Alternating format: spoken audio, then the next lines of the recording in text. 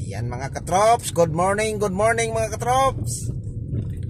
So ito na yung sasakyan na ipaparegister natin ngayon sa LTO. So nasa area tayo ng E. Rodriguez. Ayan, so nakuha na natin yung sasakyan. Ito na, dala-dala na natin.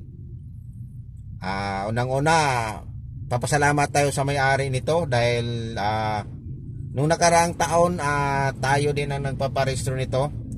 At saka ngayon tayo pa rin. So papasalamat tayo sa tiwala nila sa akin na tayo pa rin ang nagpaparehistro. So ibig sabihin, so may tiwala sila sa atin. So ayan. So medyo time check natin mga trops, alas 8. So may contact naman kasi tayo doon sa LTO, tinawagan ko na. So naka na yung doon, kung ano ang mga kailangan. So tinanong ko na sa kanya para pagdating natin doon sa LTO, matik na yun para hindi na tayo matagalan. So yun yung purpose natin doon. Kaya tinawagan na natin. So mas maganda din kasi yung mga katrops kung mayroon kang kakilala, kasi may tanong mo kung ano ang kailangan nila doon. So yun, so tinawagan ko na, okay na. So dalawang sasakyan yung natin paparehistro ngayon. So sana madali lang. Ang matagalan lang nito mga trops, ang delikado lang nito mga trops, pag parehistro tayo ng sasakyan sa LTO, wag lang mag-offline. Kasi pag mag-offline tayo mga trops, hindi na talaga natin magawa ng paraan. Kasi naka-offline yun eh. Kaya yan yung natin. Wala tayong kalaban-laban doon pag mag-offline. Kaya sana wala ding traffic.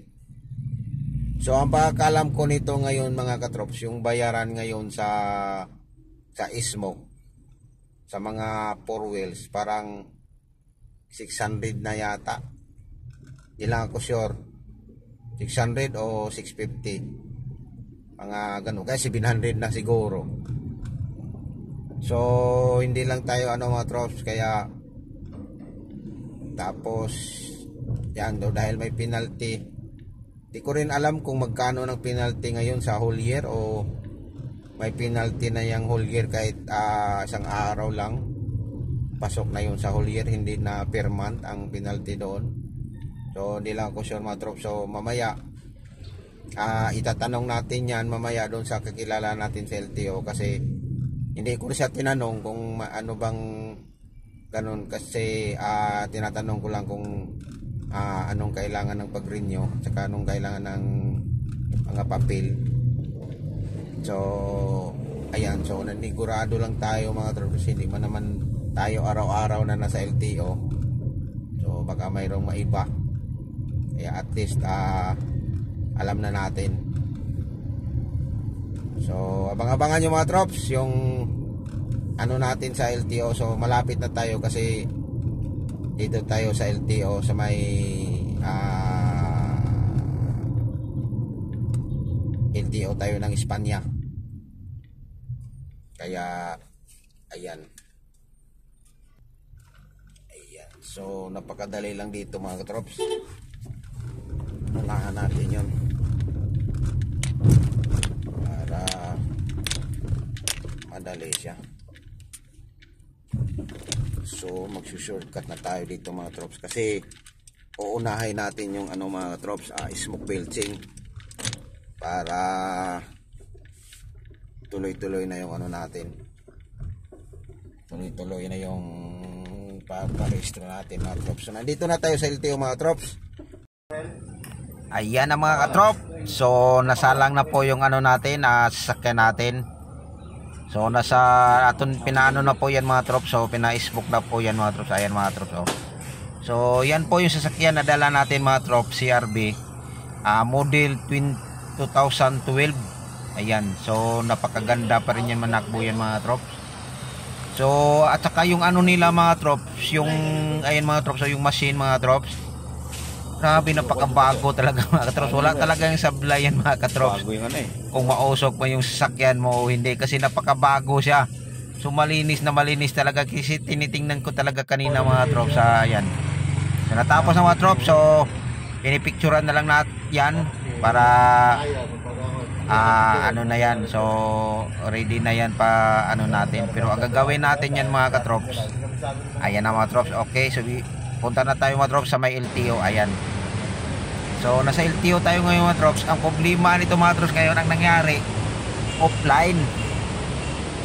So dyan tayo natanggalan mga katrops dahil nga na offline. So ayan, so andito tayo sa loob. So salamat mga trops, natapos na rin yung offline nya. Kaya ayun, so tapos na mga trops. So pauwi na tayo mga trops. Sa wakas mga katrops, natapos rin tayo sa LTO. Ang masamang balita pa yun mga katrops, sa LTO nag-offline pa. Sabi ko na nga ba. So hindi natin nakaya yung dalawang sasakyan mga trops dahil nag-offline. So isipin mo mga katrops, tapos na sana yung dalawang sasakyan kung hindi pa nag-offline. So kakatapos nung hindi na nag-offline mga trops, mag alas 12. So tambak lahat ng ano mga trops, tambak lahat ng mga papel doon. Kaya yun ang nangyari. Sabi ko na nga ba ay natuluyan pa yun ng offline. So ayan, so okay naman mga trops, naayos naman yung sasakyan natin, na-rehistro na. So nandito na tayo sa malapit sa may ari nitong sasakyan. So iuwi na natin to. Baka sa sunod na araw na lang yung isa mga trops dahil nga sa offline. So yun, so mayroon tayong oras pa sana, pero malabo na kung babalik pa tayo doon kasi alas 2 na. Mas lalong natambakan pa doon kasi yung iba nag ano pa doon, nagpa-smoke. Kaya mabagal yung ano doon. Kung hindi pa lang sana ng offline, so okay lang sana, pero wala tayong magagawa, ganyan talaga mga trops. So nandito na tayo mga trops. Thank you po si mga trops at ingat po tayo lagi. Bye bye.